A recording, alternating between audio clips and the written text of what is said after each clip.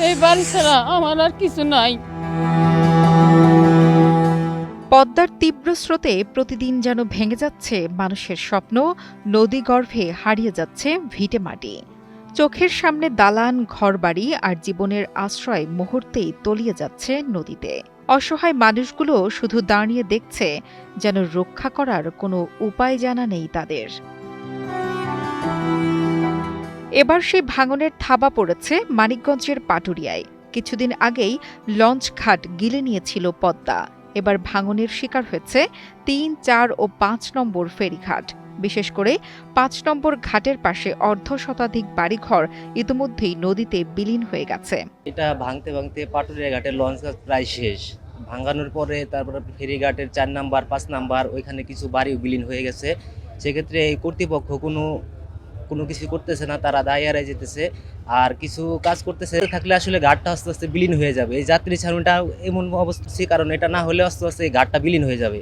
সরেজমিনে দেখা যায় পন্টুনের র্যাম্প সরিয়ে ঝুঁকি নিয়ে যাত্রী ও যানবাহন ওঠানামা করছে ফেরিতে। দুই পাড়ে তৈরি হয়েছে দীর্ঘ যানজট। স্থানীয়দের অভিযোগ, পানি উন্নয়ন বোর্ড ও বিআইডব্লিউটি এর কার্যকর ব্যবস্থা না থাকায় প্রতিদিনই নতুন নতুন পরিবার হারাচ্ছে তাদের শেষ আশ্রয়। প্রায় ১০ মিনিট আগে থেকে এটা ভাঙনি, কিন্তু এটা শাসনের জন্য বা বাড়ির বস্তা ফালানোর জন্য কোনো উদ্যোগ নাই। আসে দেখে চলে যায়, অফিসার আসে দেখে চলে যায়, কোনো উদ্যোগ নেই এটা করার জন্য। বালির যে বস্তাগুলো, যে কি বস্তাগুলো, হ্যাঁ ওই বস্তাগুলো ঠিক মতো ফালাইতে পারে, ২-৪ হাজার ৫,০০০ ফালাইতে হবে, তাহলে হয়তো এটা কোনো রকম ফিরতে পারে আর কি। অবস্থা এই যে সেটটা বিআরডব্লিউটি এর যাত্রী ছাউনি যেটা, এটা তো ভাঙনির মানে একদম মানে কাছে কিনারে।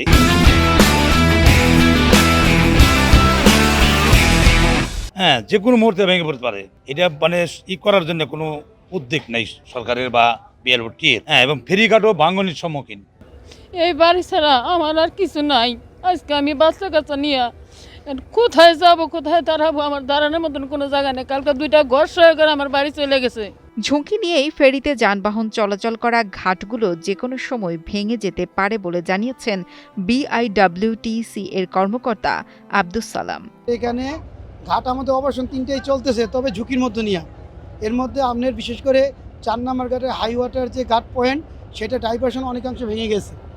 আর এই ভাঙন প্রতিরোধে কাজ করে বিআইডব্লিউটি এর নির্বাহী প্রকৌশলী, ওনারা ইঞ্জিনিয়ারিং ডিপার্টমেন্ট, তাদের সাথে আমাদের বিআইডব্লিউটিসির মেইন অফিসার সার্বক্ষণিক যোগাযোগ রেখেছেন, আমরাও যোগাযোগ অব্যাহত রেখেছি।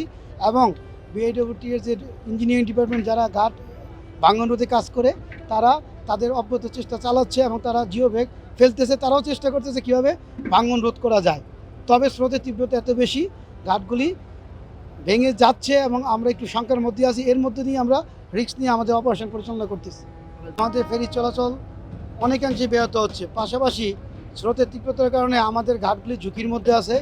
অলরেডি আমাদের ৫ নম্বর ঘাট গত 2 দিন বন্ধ ছিল, গতকালকে আবার বিকাল 2টার পর থেকে পুনরায় চালু হয়েছে। এখন বর্তমানে আমাদের ৩, ৪, ৫ তিনটি ঘাটই সচল আছে। আমরা 3টি ঘাট দিয়ে ফেরি অপারেশন চালাচ্ছি, তবে ঘাটগুলি ঝুঁকির মধ্যে আছে, আমরা এগুলো নিয়ে চিন্তিত আছি।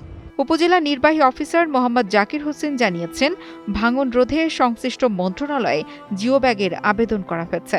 জানেন যে আরিচা পয়েন্টে পানির বিপদসীমা প্রায় কাছাকাছি চলে এসেছে। তো এই অবস্থায় পাটুরিয়া ঘাটে কয়েকদিন আগ থেকে ভাঙন শুরু হয়েছে। এই ভাঙনের পরিপ্রেক্ষিতে ইতিমধ্যে জেলা প্রশাসক স্যার পরিদর্শন করেছেন, কিছু জিও ব্যাগে ফেলা হয়েছে, কিন্তু এটি পর্যাপ্ত নয়, যার ফলশ্রুতিতে বিআইডব্লিউটিএকে বলা হচ্ছে বারবার এখানে জিও টিউব দেওয়ার জন্য। আমরা মন্ত্রণালয়ে যোগাযোগ করে যাচ্ছি জেলা প্রশাসক স্যারের মাধ্যমে, তো আশা করি দ্রুত একটা ব্যবস্থা করা যাবে।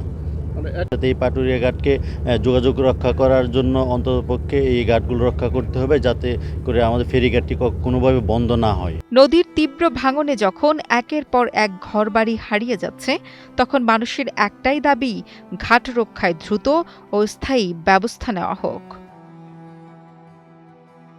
নুসরাত জাহান কলি, কালের কণ্ঠ।